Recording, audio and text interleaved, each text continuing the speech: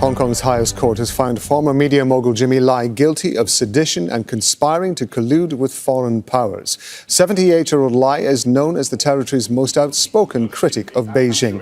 He was convicted under a controversial national security law imposed by Beijing after massive anti-government protests in 2019.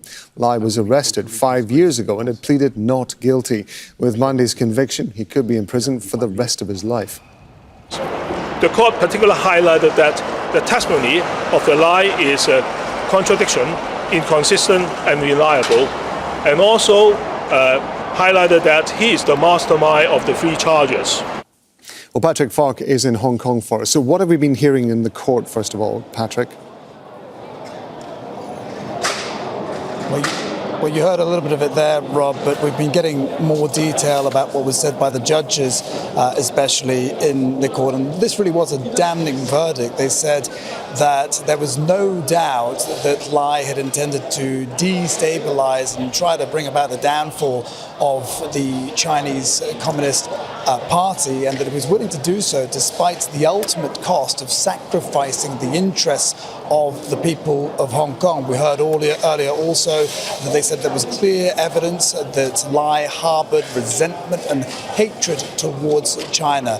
Now, in a separate statement that was delivered with the verdict, the court reiterated that Lai was being tried here not for his political views or beliefs, and that they were only considering the law and the evidence at hand. Now, his supporters and critics of the national security law might dispute that. They feel that this has been a case of political persecution, and one journalist group has come out and said in particular that this was a sham conviction and a disgraceful example of political persecution. But this doesn't all end here. The sentencing is expected to happen in early January. We'll get a better sense of things then. But the two collusion charges in particular carry life sentences, so Lai is expected to spend the rest of his days in prison.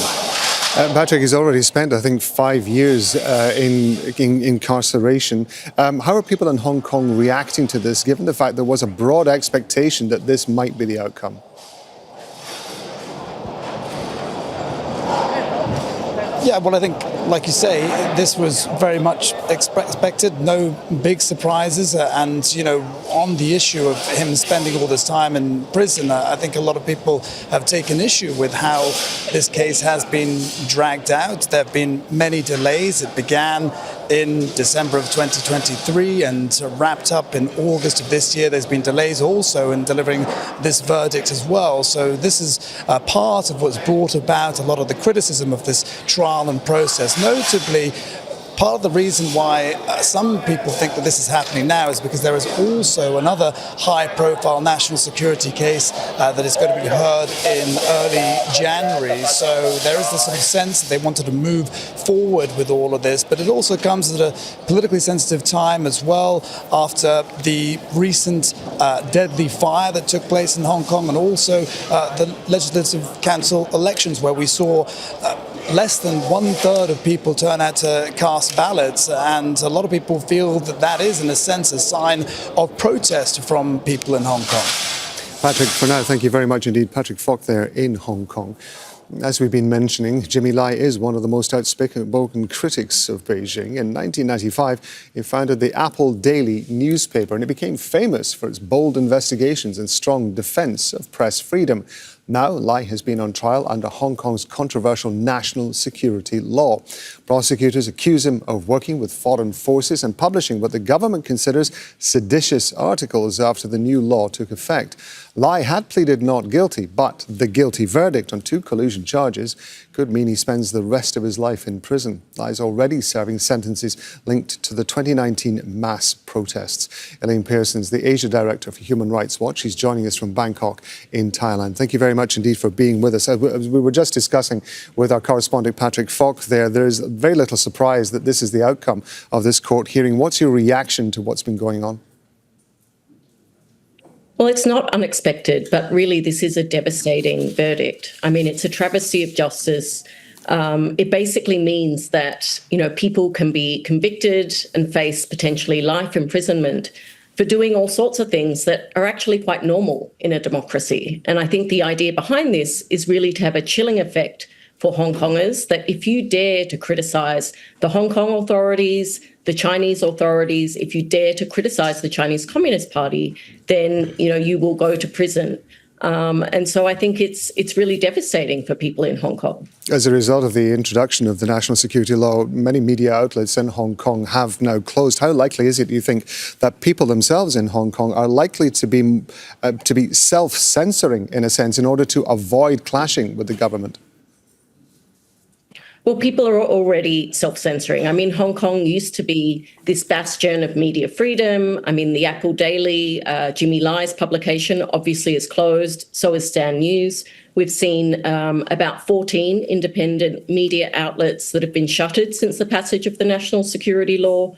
And these days, I mean, even if you have a slogan on a T-shirt, if you light a candle to commemorate Tiananmen, all of these things risk violating the national security law. And so I think many people are now scared to criticise the government. And, just overnight, we also saw the Democratic Party of Hong Kong also disband, meaning that there's no real sort of democratic parties or candidates because many of them have been forced into exile, journalists forced into exile, or they're sitting in prison. The critics of the national security law always do point to the wide apparent remit that it has, the area that it covers. And Patrick did refer to the fact that we had this recent apartment complex fire, and we understand that people have been threatened or warned by the government for simply asking questions and wanting accountability for that. What are the concerns with regard to the extent to which the national security law could be used? Well, we've already seen a handful of people arrested after the fire because if they started a petition calling for accountability for the government or if they criticised the government online. We saw international media actually summoned by the National Security Office, basically telling them, you've been warned, be very careful not to smear the government, don't engage in, hostile reporting. So I think now it's just very hard for people to know exactly where the line is. So people are too afraid, actually, to speak up. You have very few independent civil society organisations left in Hong Kong. A lot of Hong Kong activists are now living overseas. And even overseas, some of the more outspoken activists have been threatened, have been harassed, and some of them even have bounties for, providing penalties if they are arrested and returned to Hong Kong. Yeah, if I understand it correctly, Jimmy Lai is actually a UK citizen. I mean, what kind of pressure do you think could be brought effectively by foreign governments, particularly the UK government, in terms of doing more than just commenting on the result of this trial? Well, I think the UK government really needs to lead the charge in getting concerned governments to call on the Hong Kong authorities to quash this verdict, to recognise the national security law does not meet international standards of what a security law should be, and to release Jimmy Lai. I mean, he's a 78-year-old man. He's not in good health. He's got diabetes. He's already been held in solitary confinement for 5 years. So we have seen some statements by Keir Starmer expressing concern. We've seen Trump saying that he will do all he can to get Jimmy Lai out. But really, we need a strong condemnation of this sentence from the authorities and, a strong campaign to press for Jimmy Lai's release, at least on humanitarian grounds. Elaine Pearson is Asia Director for Human Rights Watch. We appreciate you being with us on Al Jazeera. Thank you very much indeed. Thank you.